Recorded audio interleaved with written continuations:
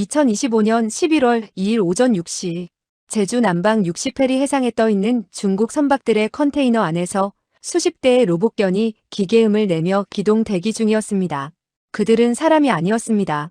인공지능으로 무장한 무인 병기였고 불과 3시간 전 중국 정부가 자국민 보호라는 명분으로 제주의 안전순찰대 파견을 공식 선언한 직후였습니다. 해군 작전사령부 레이더 화면에는 그 주변으로 10수척의 고속정과 20여 척의 위장 어선이 찍혀 있었습니다. 그 순간 저는 깨달았습니다. 지난 닷새 동안 제주에서 벌어진 모든 사건이 이 침공을 정당화하기 위한 치밀한 각본이었다는 것을요. 저는 해군작전사령관 박민수 중장입니다. 30년 넘게 바다를 지켜온 사람으로서 그날 아침 상황판의 움직임은 명백히 이상했습니다. 중국 측은 제주도 내 자국민 4만 여천 명의 안전 확인을 위한 긴급 순찰이라 통보했습니다. 하지만 그 명분은 지난 닷새 동안 정교하게 만들어진 것이었습니다. 10월 28일 밤부터였습니다. 제주시 노영동 중국인 국제학교에서 화재가 발생했습니다. 한국 소방당국은 30분 만에 진화했고 조사 결과 전기 합선에 의한 단순 사고였습니다. 이 과정에서 중국인 교사 한 명이 연기 흡입으로 병원에 이송되었습니다. 경상에 불과했고 이틀 후 퇴원했지만 중국 환구시보는 한국 당국의 안전관리부실로 중국 교사가 중태에 빠졌고 아동 300여 명이 생명의 위협을 받았다고 일면 톱기사로 다뤘습니다. 중국 외교부는 즉각 제외 중국 국민의 생명과 재산이 심각하게 위협받고 있다는 성명을 발표했습니다. 다음 날인 10월 29일 오후 한라산을 등반하던 중국인 관광객 3명이 일시적으로 휴대폰 신호가 끊겼습니다. 한국 구조대는 즉시 출동했고 6시간 만에 전원 무사히 발견했습니다.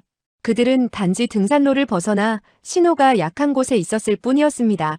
하지만 중국 CCTV는 한국 당국이 중국인이라는 이유로 의도적으로 구조를 지연시켰다고 보도했고 웨이보에서는 한국이 중국인을 차별한다.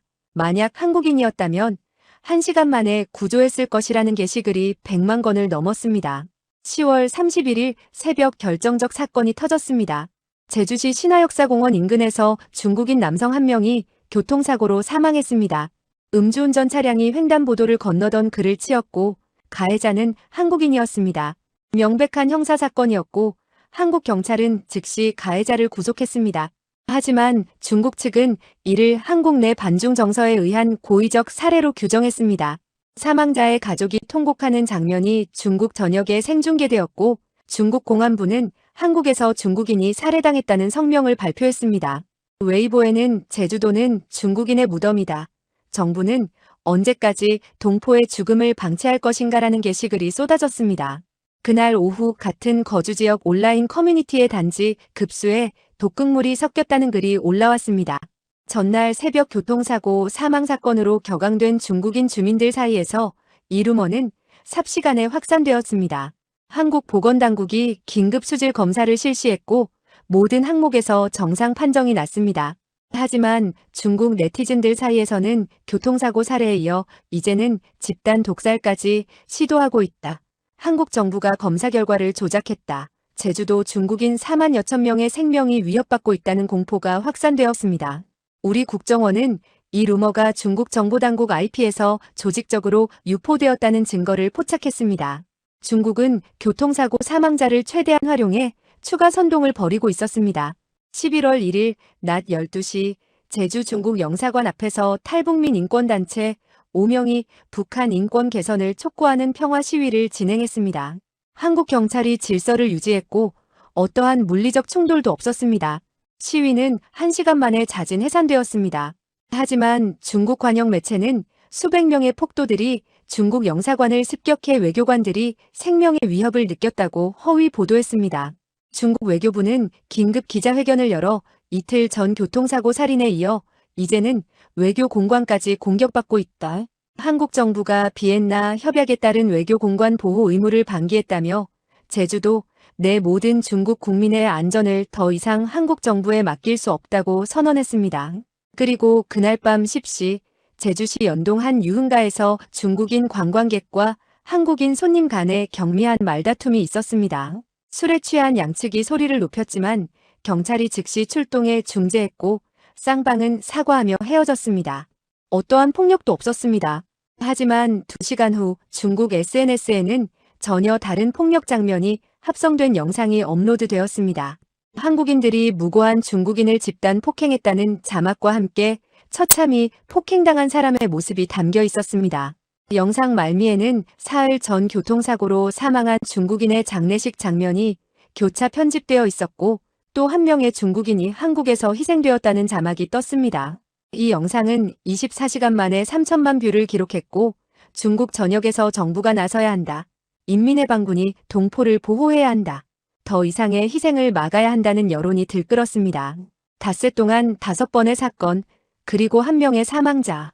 교통사고는 실제였지만 나머지는 모두 교묘하게 조작되고 과장되었습니다. 11월 2일 새벽 6시 중국 외교부는 긴급 기자회견을 열었습니다. 외교부 대변인은 교통사고 사망자의 영정사진을 들어보이며 제주도 내 중국 국민의 생명과 안전이 심각하게 위협받고 있다. 이미 1명의 동포가 희생되었고 더 이상의 희생을 방치할 수 없다며 눈물을 글썽였습니다. 중화인민공화국 정부는 자국민 보호를 위한 긴급 조치를 즉각 단행한다는 선언이 이어졌습니다. 그로부터 불과 3시간 후 중국 선단이 우리 레이더에 포착된 것입니다. CNN은 중국인 사망으로 제주도 긴장고조라는 제목으로 보도했고 BBC는 한국과 중국 양측의 자제를 촉구했습니다. 일부 서방 언론은 중국인 사망 사건 이후 한국의 대응이 불충분했다는 논평까지 내놓았습니다. 침략자와 방어자를 동급으로 취급하는 태도였습니다. 사령관님, 컨테이너 열화상 분석입니다. 작전참모 김철수 대령이 태블릿을 건넸습니다. 사람이 아니었습니다. 규칙적인 열 패턴, 다수의 소형 이동체, 로봇견 최소 20대, FPV 드론 60대입니다. 중국은 8월과 10월 대만 해협에서 이 무기들로 상륙작전 시연을 했었습니다. 랜드 연구소가 경고한 저비용 대량 투입 전략의 실전 버전이 지금 제주를 향하고 있었습니다. 전광판에 중국 동부전구 리젠화 제독의 음성이 떴습니다. 박 장군, 우리는 충돌 의사가 없소. 닷새간 우리 국민이 겪은 일들을 아실 것이오. 화재, 구조지연, 식수오염, 영사관 공격, 폭행까지. 제주항에 24시간만 접안을 허락하시오. 이것은 인도주의 조치요. 침략이 아니오. 공손한 목소리 뒤에 오만함이 느껴졌습니다. 그들은 우리가 거절 못할 거라 확신했습니다. 하지만 안전 확인은 군사 발판의 첫 단계일 뿐이었습니다. 저는 답신 않고 세종대왕함에 출격 명령을 내렸습니다.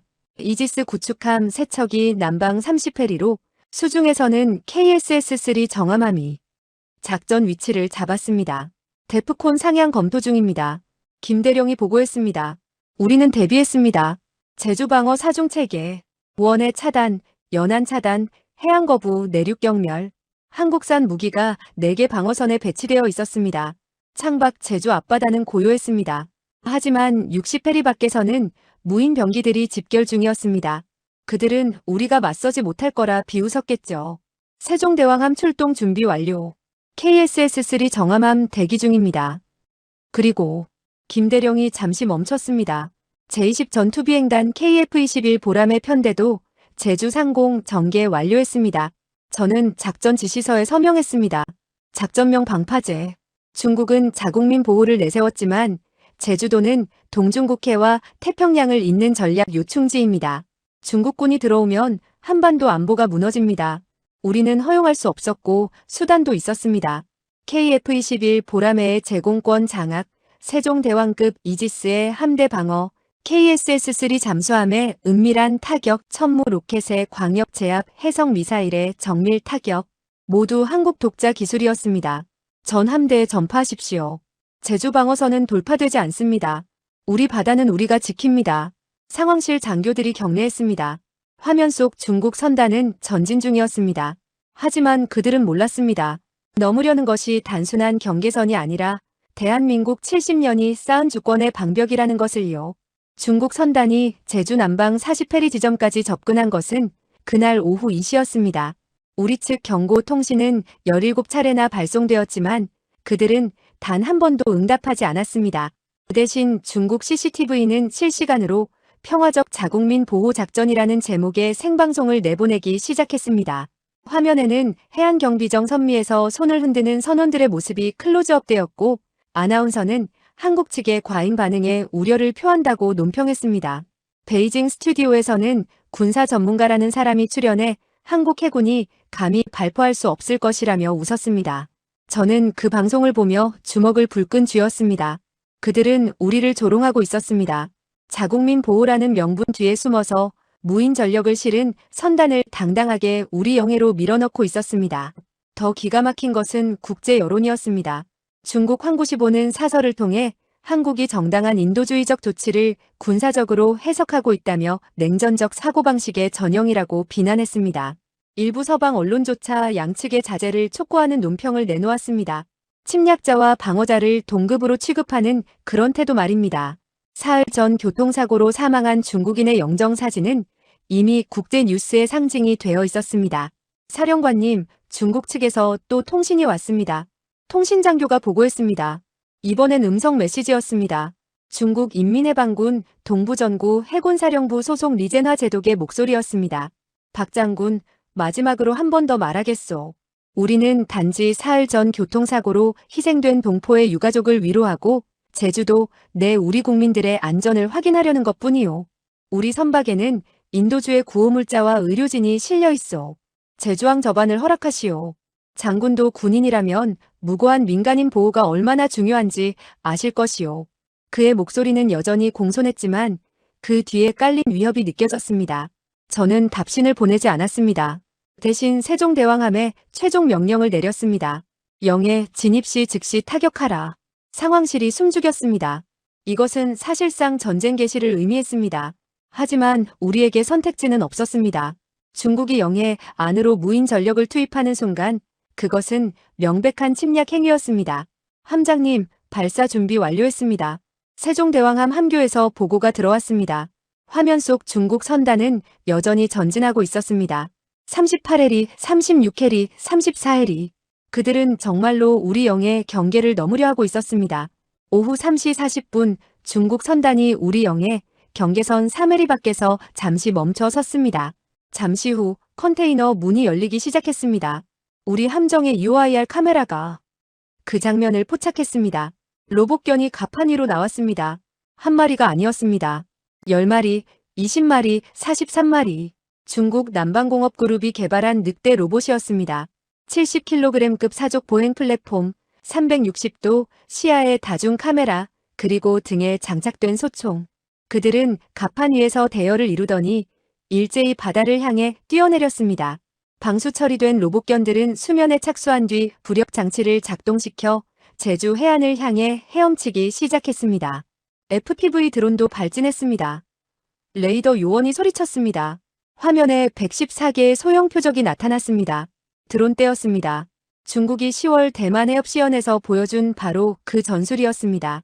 로봇견이 해안을 돌파하고 FPV 드론이 상공에서 방어시설을 무력화시키며 무인보트가 본대를 실어 나르는 3단 구성. 그들은 지금 대만 시연의 실전 버전을 제주도에서 재현하고 있었습니다. 전 함정, 교정 개시. 저는 명령을 내렸습니다. 세종대왕함의 수직발사대에서 흰 연기가 뿜어져 나왔습니다. SM-2 미사일 6발이 연속으로 발사되었습니다. 표적은 중국 선단 중 컨테이너선 3척. 미사일은 마하 3.5의 속도로 날아갔습니다. 22초 후 첫 번째 명중이 확인되었습니다. 중국 컨테이너선 1번함의 선체 중앙부가 폭발했습니다. 오렌지빛 화염이 치솟았고 선체가 두 동강 나기 시작했습니다. 그 안에 실려있던 로봇견과 드론들이 폭발과 함께 사방으로 튀어나갔습니다. 일부는 불타며 바닷속으로 가라앉았고 일부는 오작동을 일으키며 제멋대로 움직였습니다. 두 번째, 세 번째 명중이 연이어 확인되었습니다. 불과 1분도 안 되는 시간에 중국 선단의 컨테이너선 3척이 불타기 시작했습니다. 중국 CCTV의 생방송은 갑자기 끊겼습니다. 화면이 검은색으로 바뀌었고 몇 초 후 베이징 스튜디오로 전환되었습니다.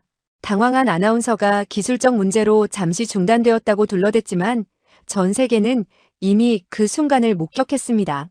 소셜미디어에는 중국 선박이 격침되는 장면을 포착한 위성사진이 퍼지기 시작했습니다. 로이터즈는 한국 제주도에서 중국 함대 첫 공격라는 속보를 띄웠고 NHK는 긴급 뉴스 체제로 전환했습니다. CNN은 한국 구축함 중국 인도주의 임무 선박의 포격 이라는 제목을 달았지만 곧 중국 군함으로 수정했습니다. 정함함 어뢰 발사 수중에서 KSS-3 잠수함이 움직였습니다. 백상어 중어뢰의 4발이 발사되었고 중국 고속정 2척을 향해 조용히 접근했습니다. 중국군은 우리 잠수함의 존재를 감지하지 못했습니다. 그들은 수면 위의 세종대왕함에만 정신이 팔려 있었고 수중의 위협을 간과했습니다.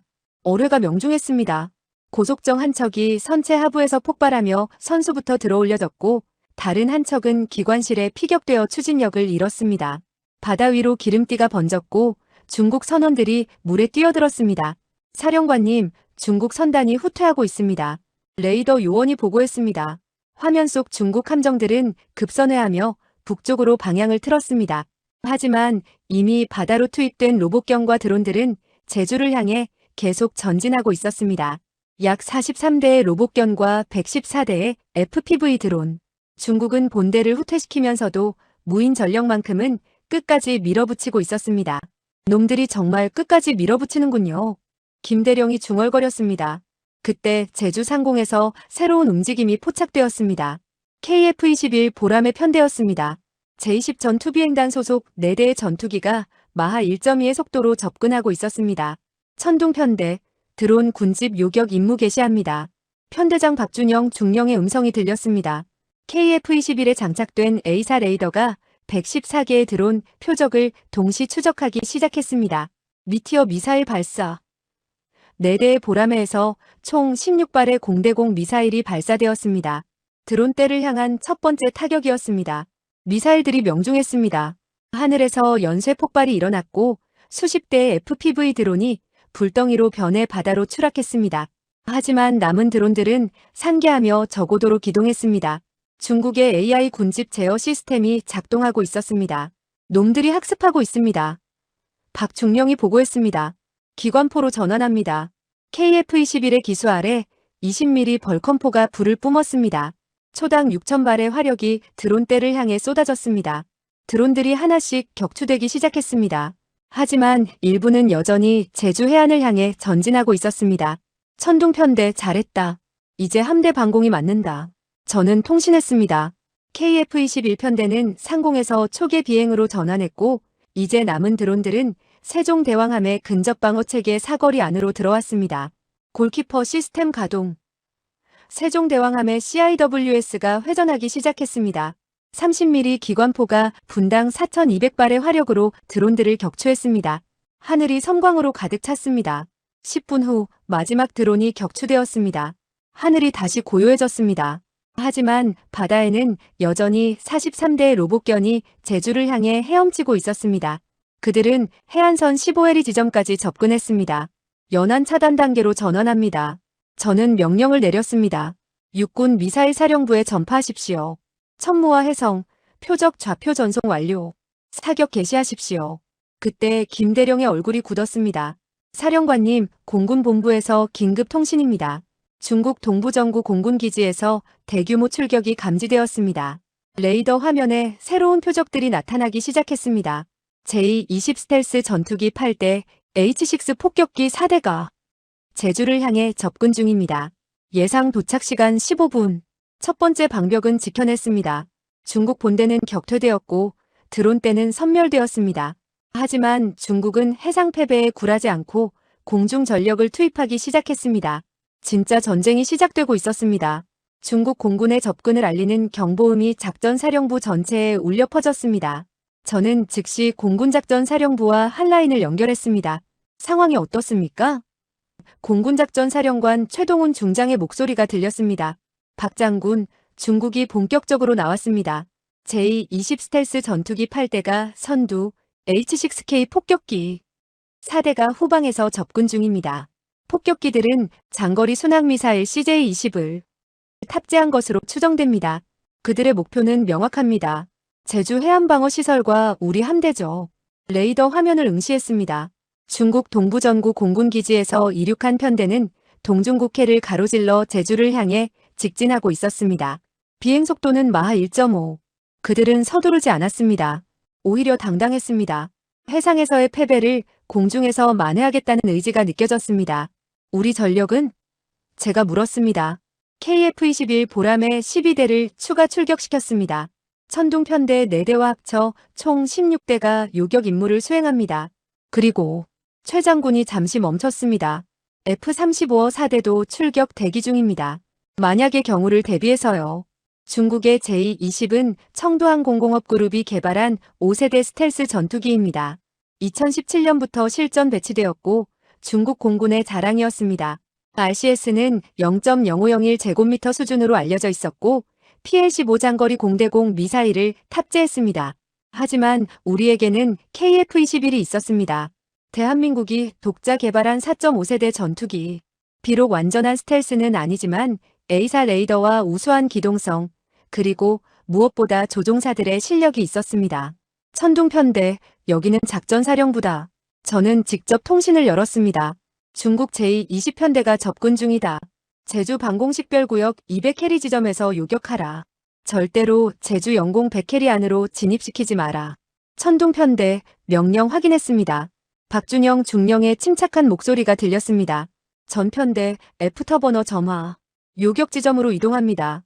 레이더 화면에서 16개의 아군 표적이 급가속하며 북쪽으로 전진했습니다. KF-21편대와 J-20편대의 거리가 빠르게 좁혀지고 있었습니다. 한편 제주 해안에서는 연안차단 작전이 시작되고 있었습니다. 서귀포 인근 해안포대에 배치된 육군 제7포병여단 소속 이강민 대령이 천무 다연장 로켓 발사대 6개 대대를 지휘하고 있었습니다. 여단장님, 표적 좌표 수신 완료했습니다. 해상 로봇견 43대 현재 해안선 12해리 지점입니다. 사격 통제 장교가 보고했습니다. 천무 로이터탄 먼저 발사하라. 상공에서 표적을 추적하면서 순차 타격한다. 이 대령이 명령했습니다. 발사. 천무 발사대에서 로켓이 연속으로 발사되었습니다. 로이터탄은 표적 상공에 도달한 후 채공하며 실시간으로 해상 표적을 탐지하는 특수 탄약이었습니다. 12발의 로이터탄이 제주 남방 해상 상공에 도달했고 탑재된 EOIR 센서가 수면 위를 헤엄치는 로봇견들을 포착하기 시작했습니다. 표적 라곤, 유도 로켓 발사 준비.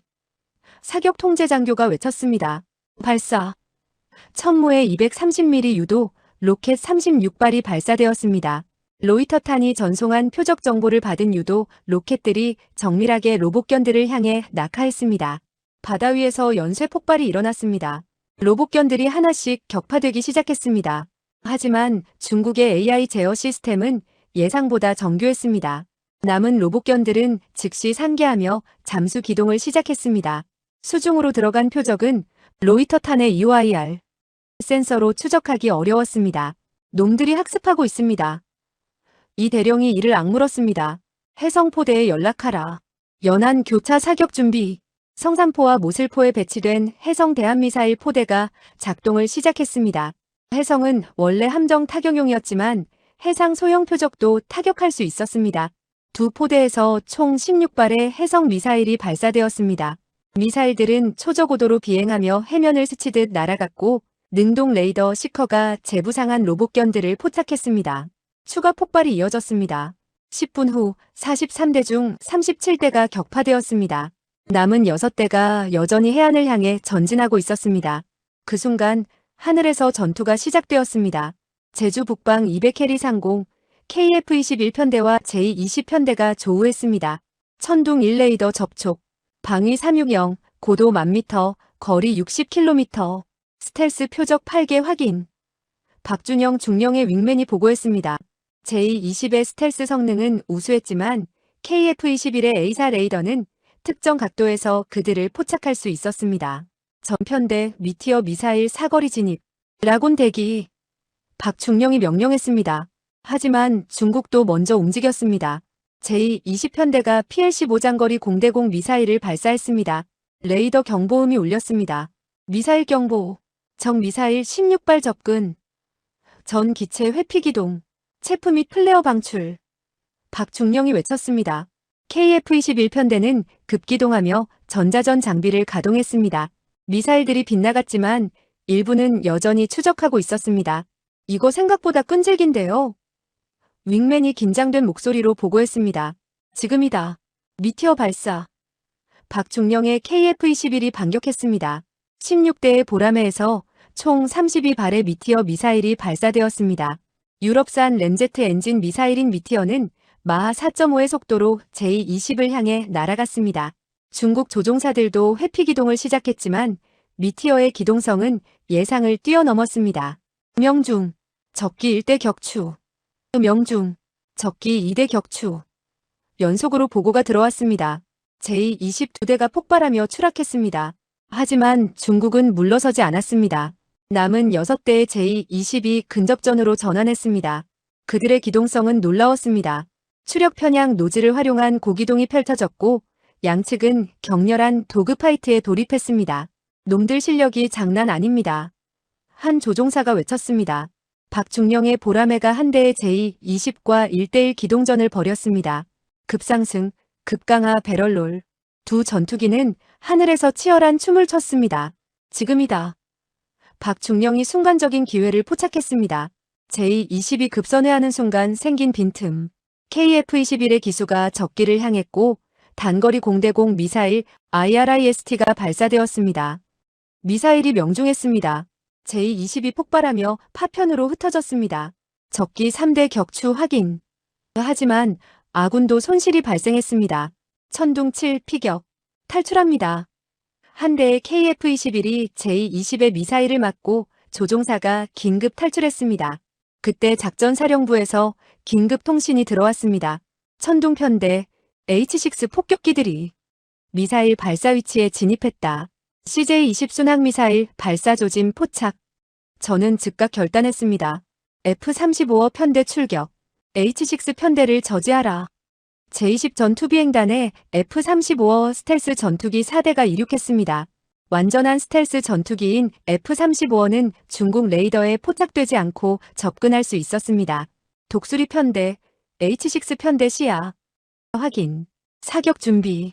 F-35어 편대장 김태훈 중령의 목소리였습니다. 에임 120발사.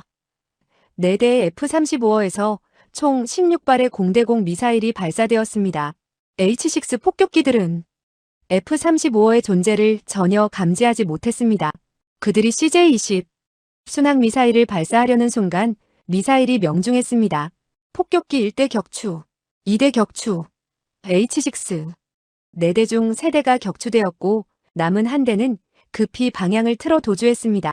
제주 상공의 전투는 우리의 승리로 끝났습니다. J-28대 중 5대 격추, H-6 4대 중 격추. 중국 공군의 야심찬 공습은 실패로 돌아갔습니다. 우리도 KF-21 한 대를 잃었지만 조종사는 무사히 구조되었습니다. 전편대 귀환하라. 최 장군의 명령이 떨어졌습니다. 하늘이 다시 고요해졌습니다. 그리고 해상에서도 마지막 로봇견 6대가 K9 자주포의 정밀 포격으로 격파되었습니다. 해안선 오해리 지점에서 K9 자주포 1개 대대가 GPS 유도 포탄을 발사했고 남은 로봇견들이 모두 수장되었습니다. 전 표적 제거 완료. 이대령이 보고했습니다. 바다가 다시 고요해졌습니다. 연안 차단 작전도 성공이었습니다. 저는 깊은 숨을 내쉬었습니다. 원해 차단, 공중 요격, 연안 차단. 3개의 방어선이 모두 작동했습니다. 중국의 무인 병기와 유인 전투기, 폭격기를 모두 격퇴했습니다. 하지만 전투는 끝나지 않았습니다. 베이징에서는 어떤 결정을 내릴까요? 그들이 이대로 물러설까요? 아니면 더 큰 전력을 투입할까요? 사령관님, 청와대에서 연락 왔습니다. 대통령께서 상황 보고를 요청하십니다. 저는 고개를 끄덕였습니다. 전쟁의 다음 국면이 시작되려 하고 있었습니다. 전투가 끝난 지 2시간 후 저는 청와대 국가안보실 화상회의에 참석했습니다. 화면 속에는 대통령, 국방부 장관, 외교부 장관, 국가정보원장이 있었습니다. 분위기는 예상과 달랐습니다. 승리의 기쁨이 아니라 긴장과 우려가 가득했습니다. 박 중장 수고했습니다. 하지만 상황이 심각합니다. 대통령이 무거운 표정으로 말했습니다. 베이징에서 방금 긴급 기자회견을 열었습니다. 화면이 전환되었습니다. 중국 외교부 대변인이 단상에 서 있었고 그 옆에는 사흘 전 교통사고로 사망한 중국인의 유가족이 있었습니다. 대변인의 목소리는 떨리고 있었습니다. 오늘 오후 한국군이 평화적 인도주의 임무를 수행하던 중국 선박과 항공기를 무차별 공격했습니다. 우리는 단지 사흘 전 한국에서 희생된 동포의 유가족을 위로하고 4만여 천 명 재외 국민의 안전을 확인하려 했을 뿐입니다. 그러나 한국은 대화 없이 선제 공격을 감행했습니다. 화면에 중국 선박이 폭발하는 장면이 재생되었습니다. 그리고 제22 격추되는 장면도 함께 나왔습니다. 한국의 이번 공격으로 중국 해군 장병 47명이 전사했고 공군 조종사 6명이 순직했습니다. 대변인이 명단을 읽기 시작했습니다. 전사자들의 이름, 나이, 고향이 하나씩 호명되었습니다. 24살의 신병부터 42살의 베테랑까지. 그들의 가족 사진이 화면에 떴습니다. 어린 자녀를 둔 아버지, 노모를 모시던 아들. 중화인민공화국 정부는 한국의 이번 침략 행위를 강력히 규탄하며 모든 책임을 물을 것입니다. 우리는 자위권을 행사할 권리를 유보합니다. 화면이 다시 청와대 회의실로 돌아왔습니다. 외교부 장관이 한숨을 쉬었습니다. 각국 반응이 우려스럽습니다. 미국 국무부는 양측의 자제와 대화를 촉구했고 유럽연합은 과잉 대응 가능성을 언급했습니다. 유엔 안보리 긴급회의 소집 요청이 들어왔습니다. 국방부 장관이 끼어들었습니다. 하지만 우리는 명백한 침공을 막은 것입니다. 중국이 무인 병기와 전투기를 동원해 우리 영해와 영공을 침범했습니다. 그렇습니다. 외교부 장관이 답했습니다. 하지만 국제사회는 사망한 중국인과 인도주의 임무라는 프레임에 갇혀 있습니다. 중국의 정보전이 효과를 발휘하고 있습니다. 국정원장이 보고를 이었습니다. 더 심각한 것은 국내 여론입니다. SNS에서 전쟁을 자초했다. 중국을 자극했다는 글들이 확산되고 있습니다. 일부는 조직적인 공작으로 보입니다만 일반 시민들 사이에서도 불안감이 커지고 있습니다. 제주도민들은 중국의 보복을 우려하고 있고 일부는 본토로 대피를 시작했습니다. 대통령이 고개를 끄덕였습니다. 합참의장, 중국의 추가 공격 가능성은 높습니다. 합참의장이 대답했습니다. 중국 동부정부는 추가 전력을 집결시키고 있습니다. 하지만 전면전보다는 제한적 보복 공격 가능성이 큽니다. 문제는 우리 내부입니다. 대통령이 말했습니다. 국방부 내에서도 의견이 엇갈리고 있습니다.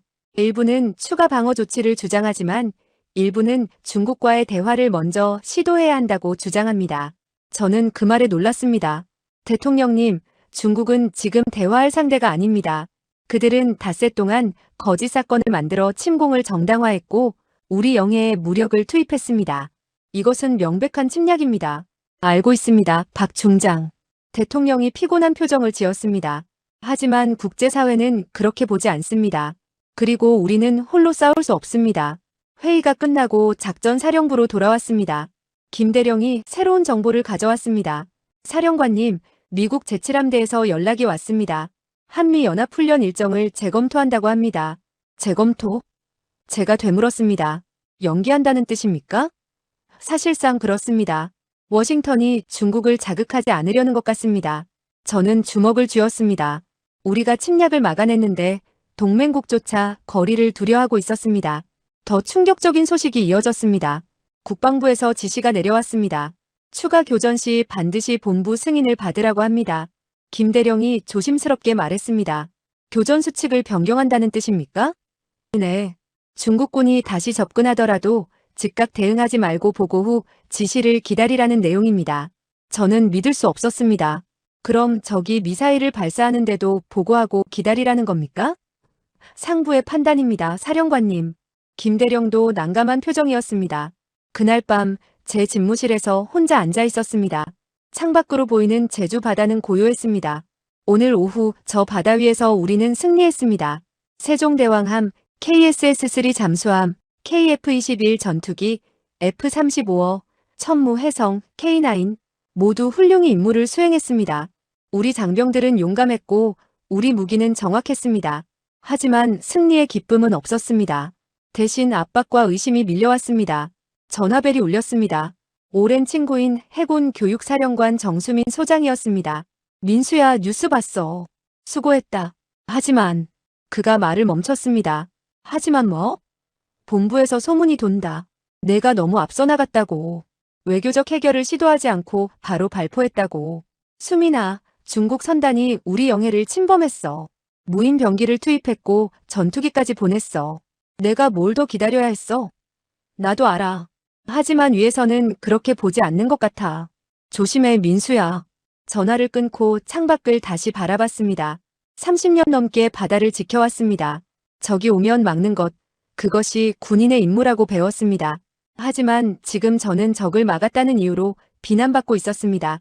국제사회는 우리를 과잉 대응이라 지적하고 국내 일각에서는 전쟁을 자초했다고 비판했습니다. 심지어 국방부조차 교전 수칙을 제안했습니다. 우리는 승리했지만 동시에 고립되고 있었습니다. 다음 날 아침 더 나쁜 소식이 들어왔습니다. 사령관님, 중국 외교부가 성명을 발표했습니다. 한국이 24시간 내에 공식 사과와 전사자 배상을 하지 않으면 추가 조치를 취할 것이라고 합니다. 김대령이 보고했습니다. 배상이라고요? 네. 그리고 책임자 처벌도 요구했습니다. 저는 그 말의 의미를 이해했습니다. 중국은 저를 지목하고 있었습니다. 발포 명령을 내린 지휘관, 바로 저를 희생양으로 만들려는 것이었습니다. 그리고 김대령이 더 조심스럽게 말했습니다. 국방부에서 전화가 왔습니다. 장관님께서 사령관님을 만나고 싶어 하십니다. 오늘 오후 용산에서요. 저는 고개를 끄덕였습니다. 무슨 이야기가 오갈지 짐작이 갔습니다. 아마도 자제를 요구하거나 어쩌면 책임을 물을지도 모릅니다. 하지만 저는 후회하지 않았습니다. 제가 내린 결정은 옳았습니다. 중국의 침공을 막아냈고 제주도를 지켰습니다. 그것이 군인의 임무였습니다. 창밖의 바다는 여전히 고요했습니다. 하지만 저는 알고 있었습니다. 이 고요함은 폭풍 전의 정적이라는 것을. 중국은 물러서지 않을 것이고 더 큰 압박이 올 것입니다. 그리고 우리 내부에서도 균열이 생기고 있었습니다. 전투에서는 이겼지만 전쟁은 이제 시작이었습니다. 그리고 이번 전쟁의 전장은 바다와 하늘이 아니라 외교 테이블과 여론의 공간이었습니다. 저는 깊은 숨을 들이마셨습니다. 다음 싸움을 준비해야 했습니다. 용산 국방부 청사에 도착한 것은 오후 3시였습니다. 경호원들이 저를 장관실로 안내했습니다. 복도를 걸으며 스쳐가는 국방부 장교들의 시선이 느껴졌습니다. 동정, 회피, 불안, 다양한 감정이 섞여 있었습니다. 장관실 문이 열렸고 국방부 장관이 자리에서 일어나 맞이했습니다. 박 중장, 어서 오시오. 하지만 그의 표정은 무거웠습니다. 앉으시오. 장관이 먼저 입을 열었습니다. 박 중장, 어제 작전 지휘 수고했소. 우리 장병들이 훌륭히 임무를 수행했소. 감사합니다, 장관님. 저는 대답했습니다. 하지만 장관이 말을 멈췄습니다. 그 하지만이라는 단어에 모든 것이 담겨 있었습니다. 상황이 좋지 않소. 청와대에서 엄청난 압박을 받고 있소.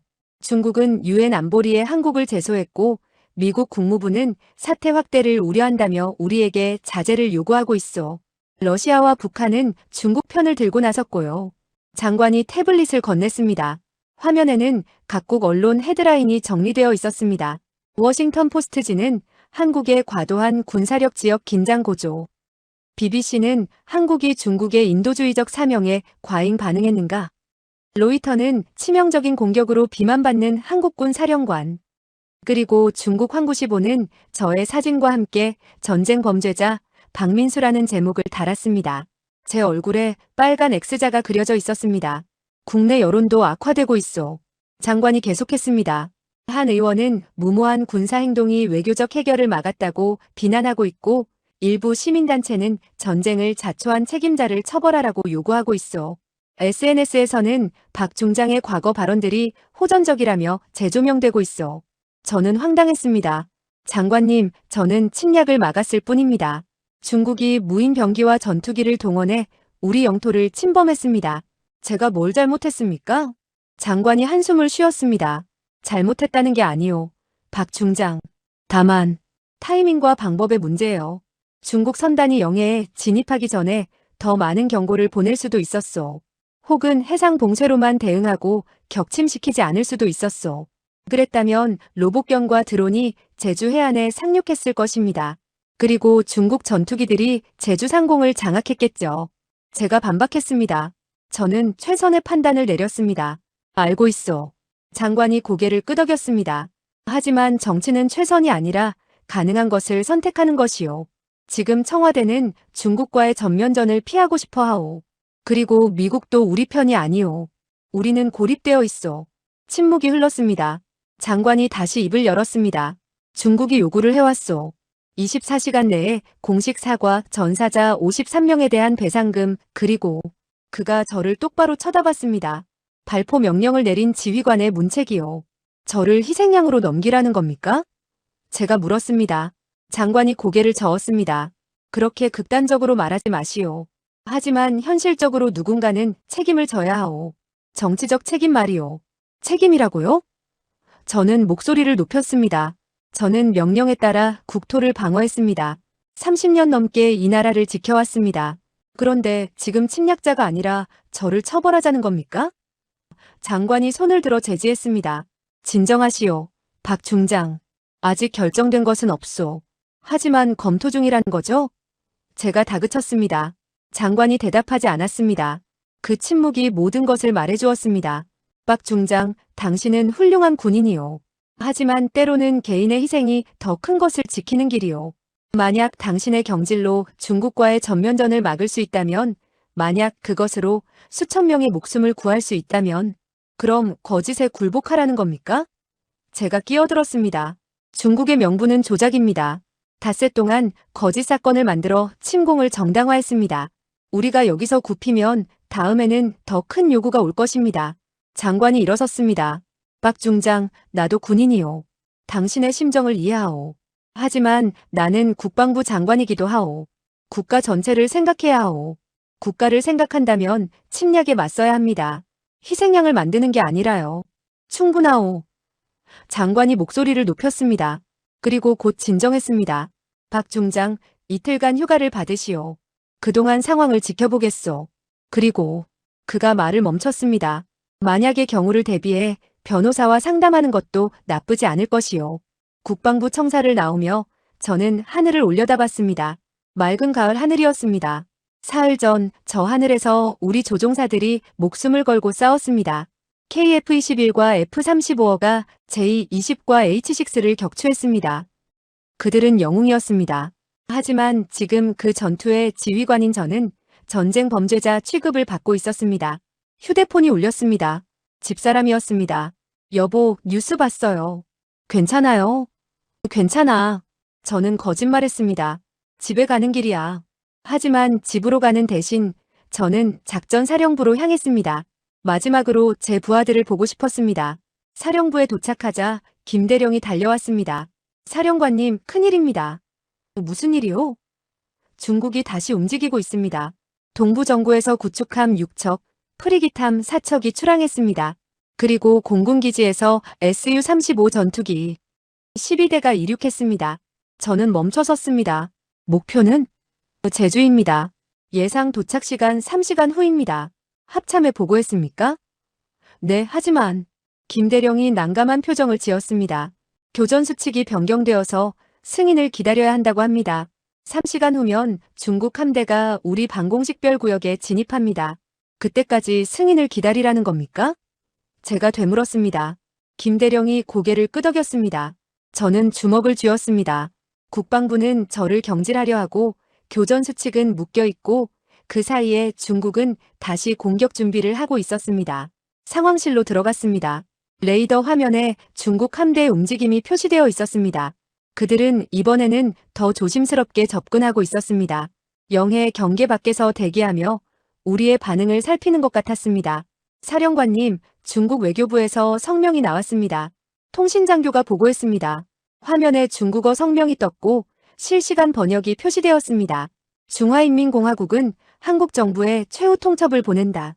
오늘 자정까지 다음 조건을 이행하지 않으면 우리는 자위권을 행사할 것이다. 첫째, 한국 정부의 공식 사과. 둘째, 전사자 53명에 대한 1인당 100만 달러의 배상금. 셋째, 발포 명령을 내린 박민수 중장의 즉각 해임 및 구속. 넷째, 제주도 내 중국 국민 보호를 위한 중국 경찰의 제주도 파견 허용. 다섯째, 향후 유사사건 방지를 위한 한중 군사협정 체결. 저는 그 요구사항을 읽으며 이를 악물었습니다. 네 번째와 다섯째 조건. 그것은 사실상 제주도에 대한 중국의 영향력 확대를 의미했습니다. 중국 경찰의 제주 파견은 주권 침해였고 군사협정은 우리 군의 손발을 묶는 것이었습니다. 이건 항복 문서나 다름없습니다. 김대령이 중얼거렸습니다. 그들은 처음부터 이게 목적이었던 겁니다. 휴대폰이 다시 울렸습니다. 국방부 장관이었습니다. 박 중장, 청와대 긴급 안보회의가 소집되었소. 1시간 후 화상으로 참석하시오. 중국의 최후 통첩에 대한 대응을 논의할 것이오. 알겠습니다. 저는 대답했습니다. 그리고 전화를 끊고 창밖을 바라봤습니다. 제주 바다는 여전히 평화로웠습니다. 하지만 그 평화는 곧 깨질 것입니다. 3시간 후 중국 함대가 도착할 것이고 자정까지 우리는 선택을 해야 했습니다. 굴복할 것인가 아니면 싸울 것인가. 저는 제 군복의 계급장을 내려다봤습니다. 중장. 30년 넘게 쌓아올린 계급이었습니다. 하지만 지금 그 계급장이 저를 짓누르고 있었습니다. 만약 제가 물러나면 중국의 요구를 들어주면 전쟁을 막을 수 있을까요? 아니면 그것은 더 큰 굴욕의 시작일까요? 저는 결정을 내려야 했습니다. 하지만 그 결정은 제 운명뿐 아니라 대한민국의 운명을 바꿀 수도 있었습니다. 청와대 긴급안보회의가 시작된 것은 오후 5시였습니다. 화면 속에는 대통령, 국방부 장관, 외교부 장관, 국정원장, 그리고 청와대 안보실장이 있었습니다. 분위기는 무거웠습니다. 중국의 최후 통첩을 검토했습니다. 대통령이 입을 열었습니다. 자정까지 5시간 남았습니다. 우리의 대응을 결정해야 합니다. 외교부 장관이 먼저 발언했습니다. 대통령님, 현실적으로 우리는 선택지가 많지 않습니다. 미국은 개입하지 않겠다는 입장이고 유엔 안보리는 중국의 거부권으로 막혀 있습니다. 일본도 방관하고 있습니다. 국방부 장관이 이었습니다. 군사적으로는 중국의 재공격을 막을 수 있습니다. 하지만 문제는 이후입니다. 중국과의 전면전으로 확대될 수 있고 그 경우 우리 경제는 치명타를 입을 것입니다. 중국은 우리 수출의 25%를 차지합니다. 안보실장이 덧붙였습니다. 국내 여론도 분열되어 있습니다. 일부는 강경 대응을 주장하지만 더 많은 시민들은 전쟁 확대를 두려워하고 있습니다. 제주도민 10만 명이 이미 본토로 대피했습니다. 대통령이 저를 쳐다봤습니다. 박 중장, 군사적 관점에서 의견을 주시오. 저는 잠시 망설였습니다. 하지만 군인으로서 해야 할 말을 해야 했습니다. 대통령님, 중국의 요구는 받아들일 수 없습니다. 특히 4번째와 5째 조건은 사실상 주권 포기입니다. 중국 경찰의 제주 파견을 허용하면 제주도는 사실상 중국의 영향권에 들어갑니다. 그리고 군사협정은 향후 우리 군의 모든 작전에 중국의 승인이 필요하다는 의미입니다. 이것은 항복문서나 다름없습니다. 하지만 박 중장, 외교부 장관이 끼어들었습니다. 첫 번째부터 3번째 조건만이라도 받아들이면 어떻습니까? 공식 사과와 배상금, 그리고 그가 말을 멈췄습니다. 박 중장의 경질. 그것으로 나머지 조건을 철회시킬 수 있다면요. 저는 그 말에 웃음이 나왔습니다. 장관님, 중국은 절대 거기서 멈추지 않을 것입니다. 우리가 일부 조건을 받아들이면 그들은 그것을 약점으로 보고 더 많은 것을 요구할 것입니다. 이것은 협상이 아닙니다. 이것은 굴복을 강요하는 것입니다. 침묵이 흘렀습니다. 대통령이 고민하는 표정이었습니다. 그때 국정원장이 조심스럽게 발언했습니다. 대통령님, 한 가지 보고 드릴 것이 있습니다. 말하시오. 우리 요원들이 중국 내부 정보를 입수했습니다. 10월 28일부터 11월 1일까지 제주에서 발생한 5건의 사건 중 교통사고를 제외한 나머지는 모두 중국 정보기관이 조직적으로 계획한 것이 확인되었습니다. 특히 10월 31일의 식수 오염 루머와 11월 1일 밤의 폭행 영상은 중국 선양의 한 정보기관 건물에서 제작되었습니다. 증거가 있습니까? 대통령이 물었습니다. 네. 국정원장이 자료를 화면에 띄웠습니다. 이것은 중국 정보요원의 이메일 기록입니다. 제주작전 코드명으로 진행되었고 담당자는 중국 국가안전부 소속 왕리민 국장입니다. 그리고 이것은 다음 화면이 떴습니다. 11월 1일 밤 제주 유흥가 폭행 영상의 원본입니다. 실제 제주 현장 영상과 중국 선양에서 촬영한 폭행 장면을 합성한 것입니다. 메타데이터를 분석한 결과 확실합니다. 회의실이 술렁였습니다. 더 있습니다. 국정원장이 계속했습니다. 10월 28일 중국인 학교 화재는 실제 사고였지만 중국 외교부가 발표한 교사 중태는 거짓입니다. 해당 교사는 경상으로 이틀 만에 퇴원했고 현재 정상 근무 중입니다. 그리고 10월 29일 한라산 관광객 구조도 실제로는 4시간 만에 완료되었지만 중국 측이 6시간으로 부풀렸습니다. 모든 것이 조작과 과장입니다. 대통령의 표정이 변했습니다. 이 자료를 확실히 입증할 수 있습니까? 네, 대통령님. 디지털 포렌식 전문가 3명이 독립적으로 검증했고 모두 같은 결론을 내렸습니다. 그리고 국정원장이 마지막 카드를 꺼냈습니다. 10월 31일 새벽 교통사고의 가해자를 재조사했습니다. 그는 제주에 거주하는 한국인이 맞지만 사고 전날 밤 중국인 남성 2명과 만났고 계좌에 3천만 원이 입금되었습니다. 송금자는 중국 선전의 유령 회사입니다. 뭐라고? 국방부 장관이 소리쳤습니다. 교통사고도 조작이라는 겁니까? 정확히는 유도된 사고입니다. 국정원장이 설명했습니다. 중국 측은 가해자에게 돈을 주고 특정 시간에 특정 장소를 고속으로 통과하게 만들었습니다. 그리고 희생자인 중국인은 그 시간에 정확히 그 횡단보도를 건너도록 지시받았습니다. 희생자의 휴대폰 기록을 보면 사고 10분 전 중국 번호에서 지금 횡단보도를 건너라는 문자가 왔습니다. 회의실이 경악으로 가득 찼습니다. 중국은 자국민을 희생시켜서라도 명분을 만들었다는 겁니까? 외교부 장관이 물었습니다. 그렇습니다. 저는 그 순간 모든 퍼즐이 맞춰지는 것을 느꼈습니다. 닷새 동안의 사건들, 화재, 구조, 교통사고, 식수오염, 영사관 시위, 폭행 영상, 모든 것이 정교하게 계획된 시나리오였습니다. 중국은 자국민을 희생시키면서까지 제주 침공의 명분을 만들었습니다. 그리고 국제사회는 그 거짓말에 속았습니다. 이 증거를 공개해야 합니다. 제가 말했습니다. 전 세계에 중국의 조작을 폭로해야 합니다. 대통령이 고개를 끄덕였습니다. 국정원장, 이 자료를 즉시 영문으로 번역하고 주요 증거는 영상으로 제작하시오. 외교부 장관, 일시간 내에 긴급 기자회견을 준비하시오. 우리가 먼저 진실을 밝히겠소. 대통령님, 외교부 장관이 조심스럽게 말했습니다. 중국은 이것을 부인할 것입니다. 그리고 더 강력하게 반발할 수 있습니다. 그래도 해야 합니다. 대통령이 단호하게 말했습니다. 진실은 우리 편입니다. 그리고 우리는 거짓에 굴복할 수 없습니다. 대통령이 저를 쳐다봤습니다. 박 중장, 당신의 판단이 옳았소. 중국의 침공을 막은 것은 정당한 방어였소. 나는 당신을 경질하지 않을 것이오. 오히려 그가 잠시 멈췄습니다. 당신에게 제주방어전 전력의 지휘권을 부여하겠소.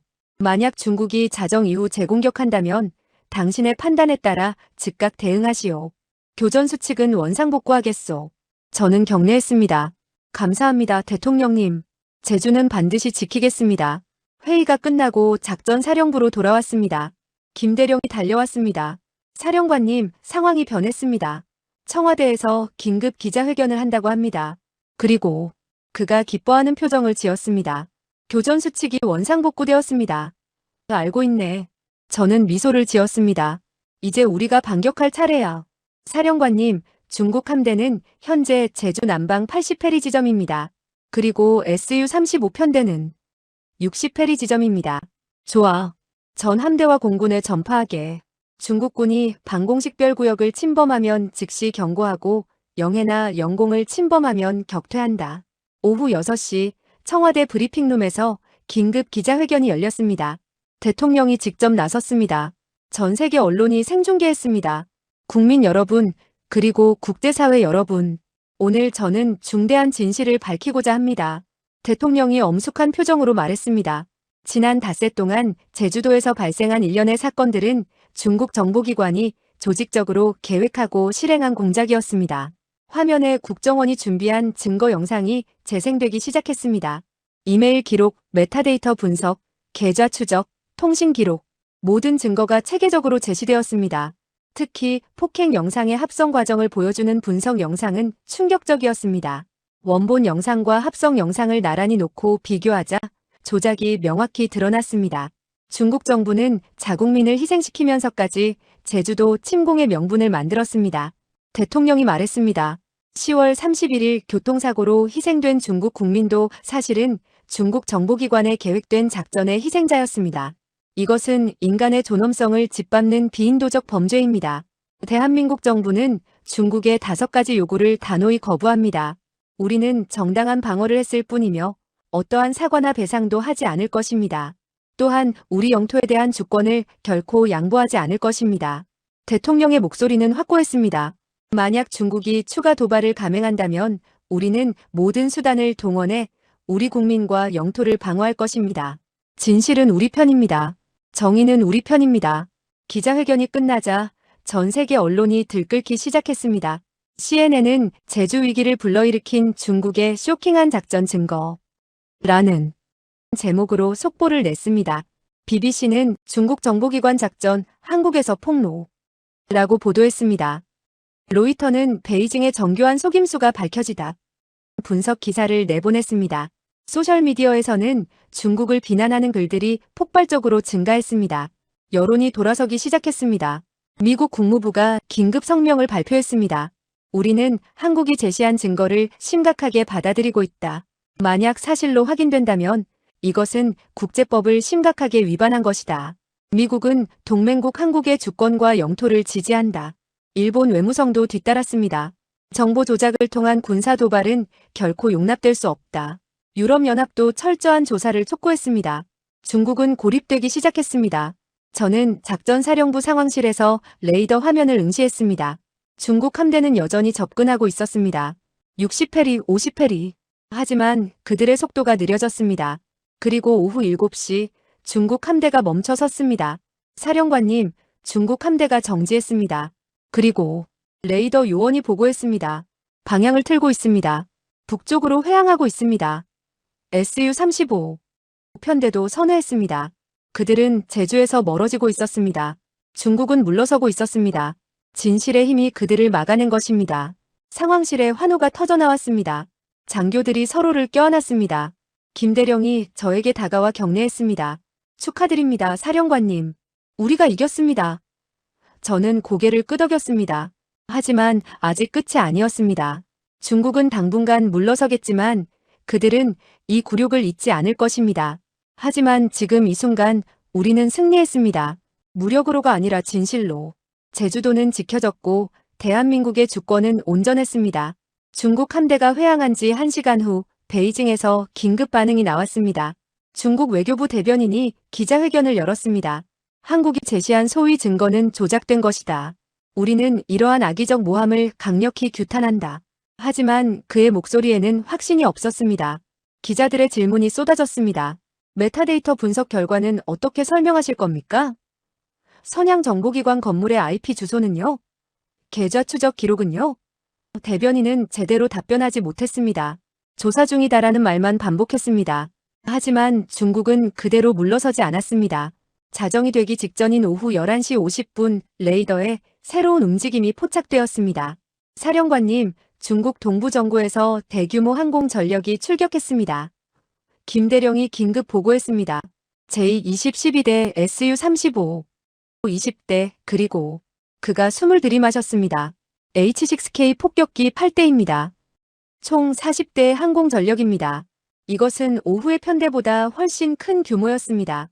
중국은 자존심을 걸고 최후의 공격을 시도하고 있었습니다. 공군본부에 연락. 저는 즉각 명령했습니다. 전 전투기 긴급 출격.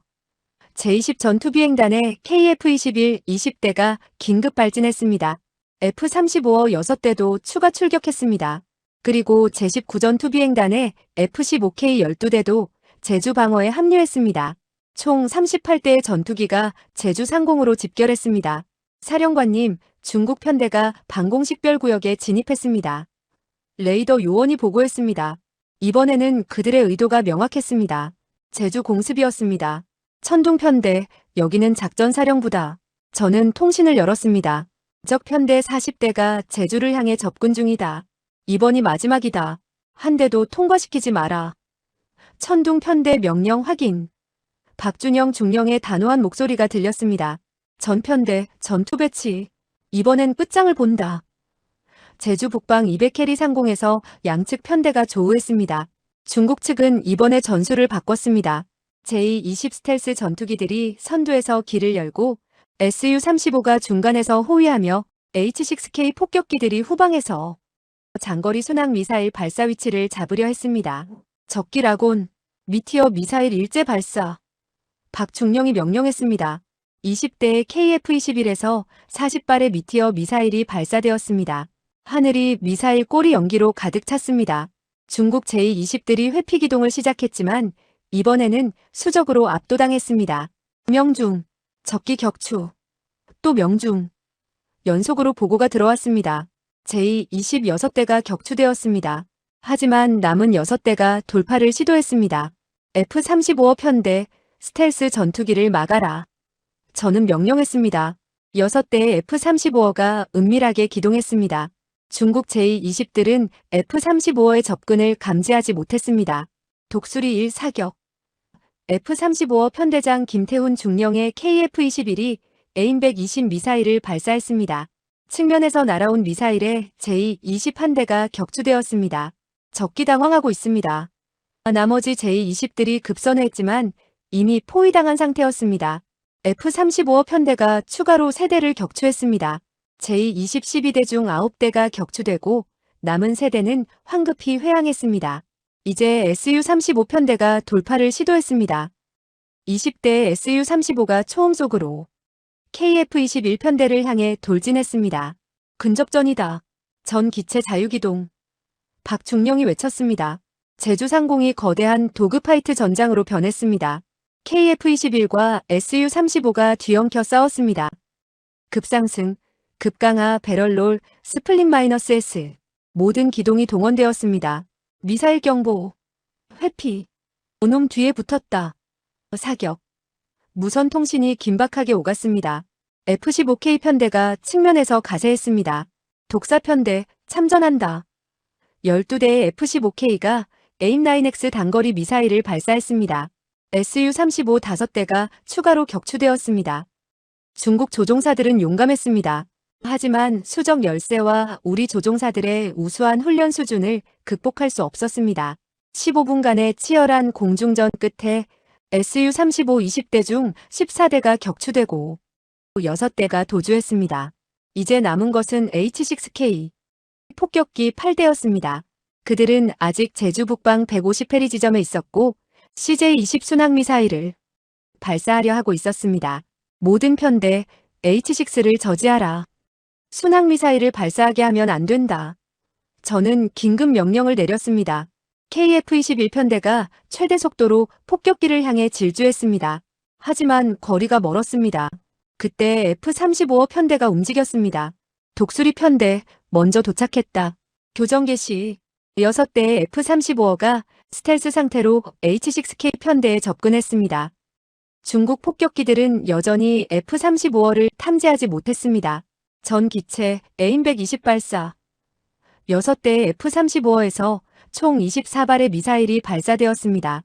H-6K 폭격기들이 당황하며 회피 기동을 시도했지만 거대한 폭격기는 전투기처럼 민첩하지 못했습니다.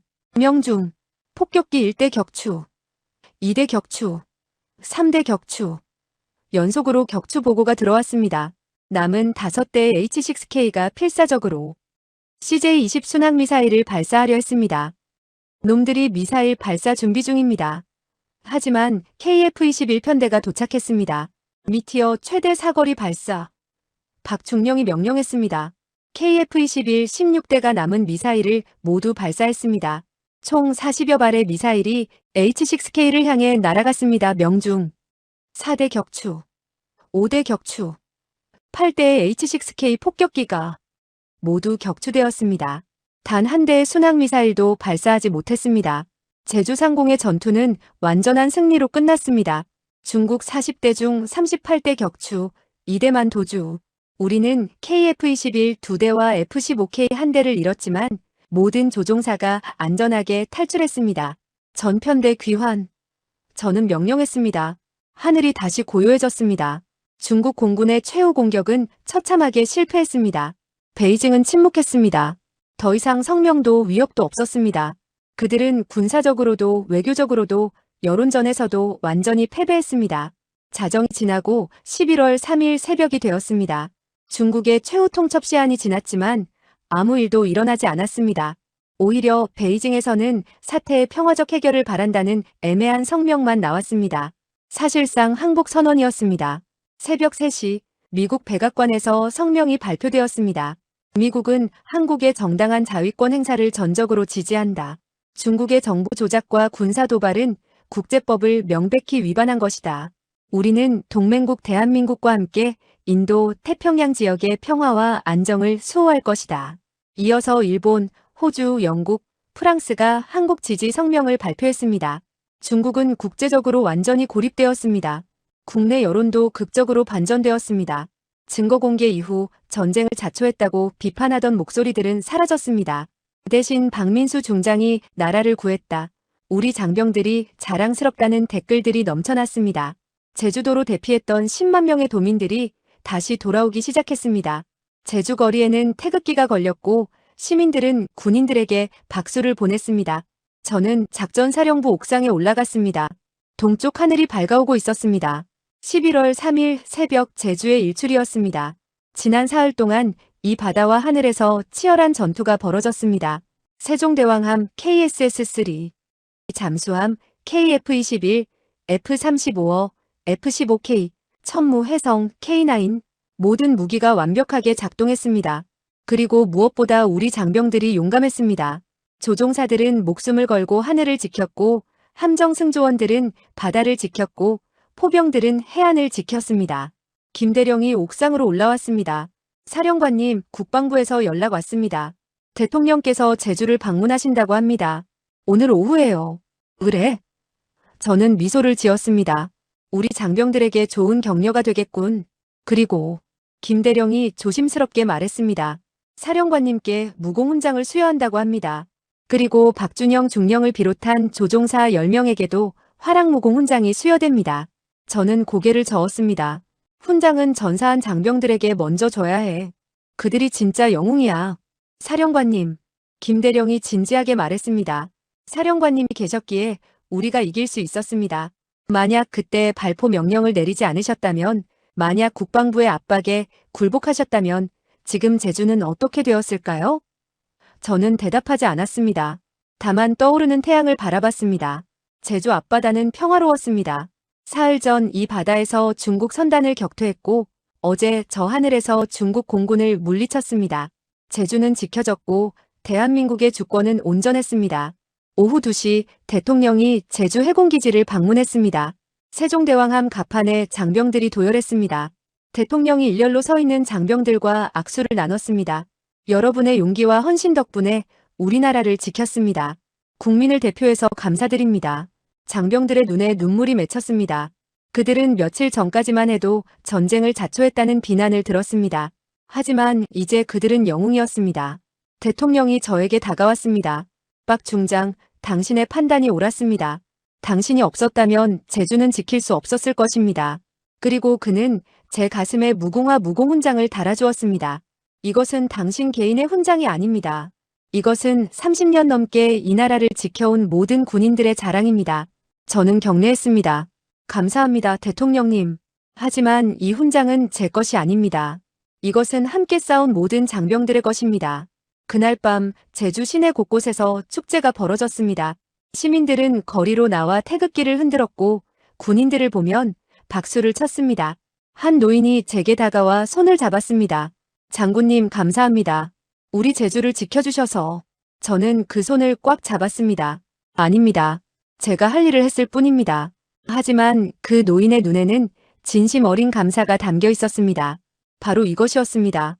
이것이 군인이 싸우는 이유였습니다. 국민을 지키는 것, 그것이 우리의 사명이었습니다. 밤이 깊었습니다. 저는 다시 작전사령부 옥상에 올라갔습니다. 제주 앞바다에는 별빛이 반짝였습니다. 고요하고 평화로운 밤이었습니다. 하지만 저는 알고 있었습니다. 이 평화는 저절로 온 것이 아니라는 것을. 이 평화는 세종대왕함의 미사일로, KF-21의 기관포로, 천무의 로켓으로, 그리고 무엇보다 우리 장병들의 용기로 지켜낸 것이라는 것을. 평화는 공짜가 아니었습니다. 평화는 지킬 준비가 된 자들에게만 주어지는 선물이었습니다. 11월 11일 전투가 끝난 지 일주일 후였습니다. UN 본부에서 긴급 안보리 회의가 열렸습니다. 중국이 요청한 회의였지만 결과는 그들이 원했던 것과 정반대였습니다. 한국 외교부 장관이 제출한 증거 자료들이 안보리 회원국들에게 배포되었고 디지털 포렌식 전문가들의 독립 검증 결과도 함께 제시되었습니다. 중국 대표는 반박하려 했지만 객관적 증거 앞에서 설득력을 잃었습니다. 표결 결과 중국의 제소는 기각되었고 오히려 정보 조작을 통한 군사 도발을 규탄한다는 결의안이 찬성 10일, 반대 1중국, 기권 3으로 통과되었습니다. 러시아조차 기권했습니다. 중국은 국제사회에서 도덕적으로 완전히 패배했습니다. 뉴욕타임스는 사설에서 제주 사태는 21세기 정보전의 위험성을 보여준 동시에 진실의 힘을 증명했다고 평가했습니다. 그 여파는 즉각적이었습니다. 동남아시아 국가들이 중국과의 관계를 재평가하기 시작했습니다. 필리핀은 제주 사태와 유사한 정보 조작 시도가 우리에게도 있었다며 독자 조사를 시작했습니다. 베트남은 남중국해 분쟁에서 더욱 강경한 입장을 취했습니다. 인도는 한국과의 방위산업 협력을 확대하겠다고 발표했습니다. 중국의 국제적 영향력은 급격히 약화되었습니다. 한국 방위산업은 급성장했습니다. 제주 전투에서 입증된 KF-21, 천무, 해성, K9의 성능은 전 세계 국방 시장에서 화제가 되었습니다. 폴란드는 KF-21 200대 도입을 검토하기 시작했고 사우디아라비아는 천무 시스템 6개 대대를 구매하기로 결정했습니다. 인도네시아는 KF-21 공동개발 사업에 추가 투자를 약속했고 호주는 K9 자주포 100문을 주문했습니다. 메이드 인 코리아 무기는 이제 세계 최고 수준으로 인정받았습니다. 더 중요한 것은 한국의 전략적 위상 변화였습니다. 미국은 한국을 단순한 피보호국이 아니라 인도 태평양 전략의 핵심 파트너로 재평가했습니다. 백악관 국가안보보좌관은 한국은 자주적 방어 능력과 동맹 정신을 모두 갖춘 모범적 동맹국이라고 평가했습니다. 한미일 삼각 안보 협력은 더욱 강화되었고 한국은 동아시아 안보 구조에서 중심 역할을 하기 시작했습니다. 국내에서는 국방개혁의 목소리가 높아졌습니다. 제주 전투의 승리는 우리 무기체계의 우수성을 입증했다. 이제 국방 예산을 더 확대하고 자주 국방을 완성해야 한다는 여론이 형성되었습니다. 모든 국회의원들이 국방비 증액에 동의했습니다. 차기 국방 중기 계획에는 KF-21 추가 구매, 차세대 구축함 건조, 독자 군사위성 발사 등이 포함되었습니다. 대한민국은 진정한 강군으로 나아가고 있었습니다. 저는 작전사령관직을 마치고 합참 부의장으로 전보되었습니다. 제주를 떠나는 날 많은 장병들이 나와 배웅해 주었습니다. 박준영 중령도 있었습니다. 그는 제주 전투의 영웅이 되어 KF-21 비행대대장으로 진급했습니다. 중령 앞으로도 하늘을 잘 지켜주게. 네, 장군님. 장군님께서 보여주신 것처럼 저도 언제나 나라를 위해 최선을 다하겠습니다. 그와 악수를 나누며 저는 대한민국 공군의 미래가 밝다는 것을 확신했습니다. 김철수 대령도 승진하여 준장이 되었습니다. 그는 해군 정보참모부로 전출되어 중국군 분석을 담당하게 되었습니다. 사령관님, 아니 부의장님. 그때 사령관님께서 발포 명령을 내리지 않으셨다면 지금 우리는 어떻게 되었을까요? 김준장, 군인은 어려운 결정을 내려야 할 때가 있네. 중요한 것은 그 결정이 옳다는 확신을 갖는 거야. 그리고 그 결과에 책임을 지는 거고. 배웠습니다, 부의장님. 제주를 떠나기 전 저는 마지막으로 해안을 걸었습니다. 한 달 전 이 해안선 10페리 밖에서 중국 로봇견들이 접근했었습니다. 이 상공에서 KF-21과 J-22 싸웠습니다. 이 바다에서 세종대왕함이 중국 선단을 격침시켰습니다. 하지만 지금 이곳은 평화로웠습니다. 아이들이 뛰어놀고 연인들이 산책하고 노인들이 바다를 바라보고 있었습니다. 이것이었습니다. 이것이 우리가 지킨 것이었습니다. 이 평범한 일상, 이 평화로운 풍경. 한 젊은 여성이 아이를 데리고 제게 다가왔습니다. 장군님 감사합니다. 저희 아이가 장군님께 편지를 썼어요. 아이가 수줍게 편지를 건넸습니다. 제가 펼쳐보니 이렇게 쓰여 있었습니다. 장군님, 우리 제주를 지켜주셔서 감사해요. 저는 커서 장군님처럼 멋진 군인이 되고 싶어요. 사랑해요. 삐뚤빼뚤한 글씨였지만 그 진심이 느껴졌습니다. 저는 그 아이의 머리를 쓰다듬었습니다. 고마워. 너도 크면 훌륭한 사람이 될 거야. 그 아이의 맑은 눈을 보며 저는 우리가 싸운 이유를 다시 한번 확인했습니다. 12월 국회에서 특별청문회가 열렸습니다. 제주 전투의 전 과정을 검증하는 자리였습니다. 저는 증인으로 출석했습니다. 국회의원 한 명이 질문했습니다. 박 부의장, 당신은 외교적 해결을 시도하지 않고 즉각 발포했습니다. 그 결정을 후회하지 않습니까? 저는 단호하게 답했습니다. 후회하지 않습니다. 중국은 닷새 동안 거짓 사건을 만들어 침공의 명분을 쌓았고 무인 병기와 전투기를 동원해 우리 영토를 침범했습니다. 저는 헌법이 부여한 국토방위의 의무를 다했을 뿐입니다. 하지만 53명의 중국 군인이 사망했습니다. 그 책임은 어떻게 하실 겁니까? 그들은 침략군이었습니다. 우리를 공격하러 온 적군이었습니다. 저는 우리 국민을 지키기 위해 그들을 막았습니다. 만약 제가 망설였다면 제주도민들이 희생되었을 것입니다. 저는 우리 국민의 생명을 선택했습니다. 청문회장이 박수로 가득 찼습니다. 방청석에 앉아있던 시민들이 일어나 박수를 쳤습니다. 국회의원들도 더 이상 질문하지 못했습니다. 2025년이 저물어가고 있었습니다. 연말 국방부 송년회에서 국방부 장관이 제게 다가왔습니다. 박 부의장, 올해는 정말 힘든 한 해였습니다. 하지만 당신 덕분에 우리가 이겨냈습니다. 장관님, 저 혼자가 아닙니다. 모든 장병들이 함께 싸웠습니다. 그래도 당신의 결단이 없었다면 불가능했을 겁니다. 내년에는 합참의장으로 승진하실 것 같습니다. 축하드립니다. 저는 놀랐습니다. 합참의장, 대한민국 군의 최고 지휘였습니다. 송년회가 끝나고 집으로 돌아가는 길, 서울거리는 크리스마스 장식으로 화려했습니다. 시민들은 쇼핑을 하고 연인들은 데이트를 하고 가족들은 함께 저녁을 먹으러 가고 있었습니다. 평범한 일상이었습니다. 하지만 이 평범함이 얼마나 소중한지, 이 평화가 얼마나 값진 것인지 저는 알고 있었습니다. 2달 전 제주에서 우리는 이 평화를 지켰습니다. 그리고 앞으로도 계속 지킬 것입니다. 집에 도착하니 집사람이 저녁을 준비하고 있었습니다. 여보, 오늘 뉴스 봤어요. 합참의장 후보라고 하던데요. 아직 확정된 건 아니야. 당신은 정말 대단한 사람이에요. 제주도를 지키고 나라를 지켰잖아요. 저는 고개를 저었습니다. 나 혼자가 아니야. 모든 장병들이 함께했어. 그리고 저는 집사람의 손을 잡았습니다. 당신이 30년 넘게 나를 지켜줬잖아. 당신도 영웅이야. 그날 밤 저는 서재에서 제주 전투 보고서를 다시 읽었습니다. 11월 2일부터 3일까지 사흘간의 기록이었습니다. 세종대왕함의 SM-2 발사 기록, KSS-3 잠수함의 어뢰 발사 기록, KF-21의 교전 기록, 천무의 사격 기록, 혜성의 타격 기록, 모든 무기가 완벽하게 작동했습니다. 그리고 마지막 페이지에는 전사자 명단이 있었습니다.